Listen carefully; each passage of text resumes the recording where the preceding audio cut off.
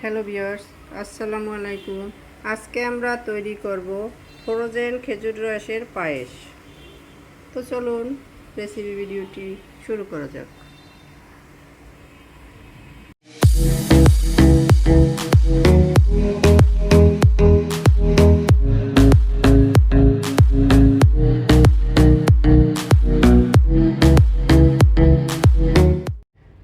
শুরুতেই এটা তৈরি করার জন্য এখানে আমি নিয়ে নিয়েছি ফ্রোজেন খেজুর রস। দেখতেই পাচ্ছেন এটার ভিতরে এখনও বরফ জমে আছে।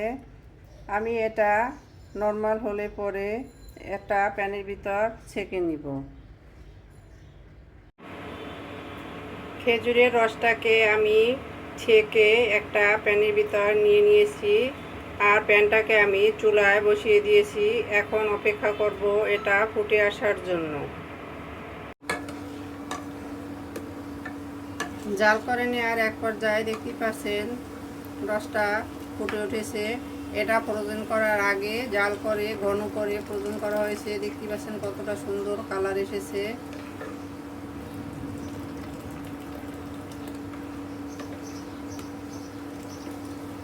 খেজুর রসের গ্রানে ঘরের ভিতরে মোমো করছে, এতটা মজাদার এই গ্রানটা।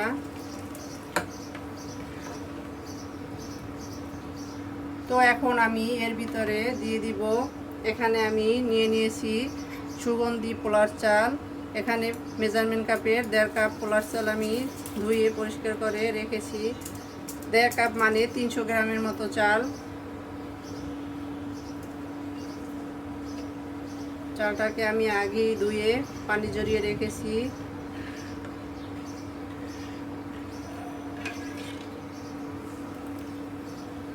নেড়ে দিলাম। এখন এর ভিতরে দিয়ে দিচ্ছি 4টা এলাচ। এলাচটা আমি মুখ ফেরে দিয়ে দিয়েছি। 4 টুকরা দারুচিনি, 2টা তেজপাতা ছিঁড়ে দিয়ে দিলাম।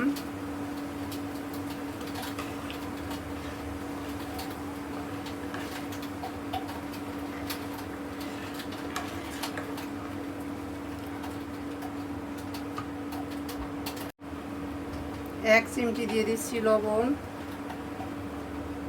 মিষ্টি খাবারে আমি খুব বেশি লবণ দেই না, এতে করে খাবারের স্বাদটা ভালো আসে না, নোনতা নোনতা হয়ে যায়।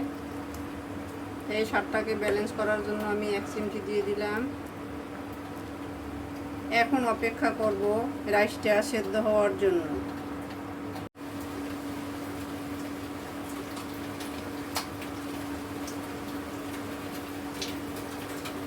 চালগুলো মোটামুটি সেদ্ধ হয়ে আসছে, দেখতেই পাচ্ছেন। এখন আমি এর ভিতরে দিয়ে দিব নারিকেল। এখানে মেজারমেন্ট কাপে প্রায় 2 কাপের মতো নারিকেল আছে। নারিকেলটা আমাদের ফ্রোজেন করা ছিল। আপনাদের হাতের কাছে ফ্রেশ নারিকেল থাকলে সেটা দিয়ে দিবেন।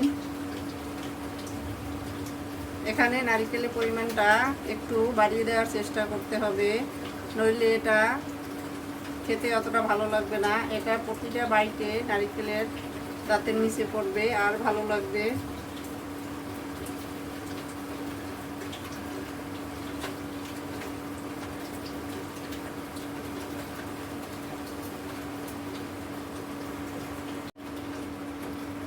আমাদের দেশে সাধারণত শীতকালে খেজুর গাছ থেকে রস সংগ্রহ করে শীতকালেই এই রসের পায়েসটা খাওয়া হয়ে থাকে। আর এটা যে ফ্রোজেন করে অন্য সময়ও খাওয়া যায়, সেটাই আমি আপনাদের সাথে শেয়ার করলাম। শীতকালের রসের পায়েসের স্বাদ অন্য সময়ও উপভোগ করা যায়। তো আমি এখন এটাকে এভাবে নাড়তে থাকবো, নইলে প্যানের তলানিতে লেগে আসবে। আর এটা যতক্ষণ পর্যন্ত না গলা গলা হয়ে আসবে ততক্ষণ আমি এভাবে নাড়ব।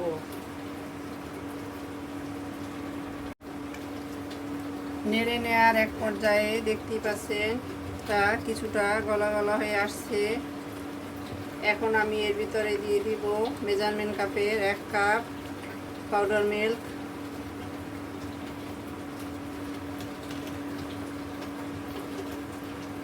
এটাকে আস্তে আস্তে নেড়ে মিলিয়ে দিব।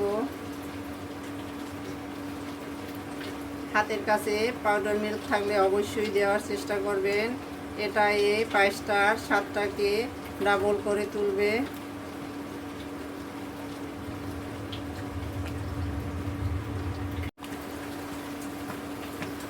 তো দেখতেই পাচ্ছেন আমাদের খেজুর রসের পায়েস রেডি। এখন আমি এটাকে তুলে নিয়ে সার্ভ করে নিব। তো চলুন সার্ভ করে নেওয়া যাক। সার্ভ করে নিলাম আমরা আমাদের ফ্রোজেন খেজুরের রস দিয়ে পায়েস। দেখতেই পাচ্ছেন কতটা লোভনীয় হয়েছে। আমাদের রেসিপি ভিডিওটি ফলো করে আপনারাও তৈরি করে দেখবেন। কমেন্ট সেকশনে জানিয়ে দিবেন কেমন হয়েছিল আমাদের রেসিপি ভিডিওটি। লাইক, কমেন্ট, শেয়ার, সাবস্ক্রাইব করে আমাদের পাশে থাকবেন। আল্লাহ হাফেজ।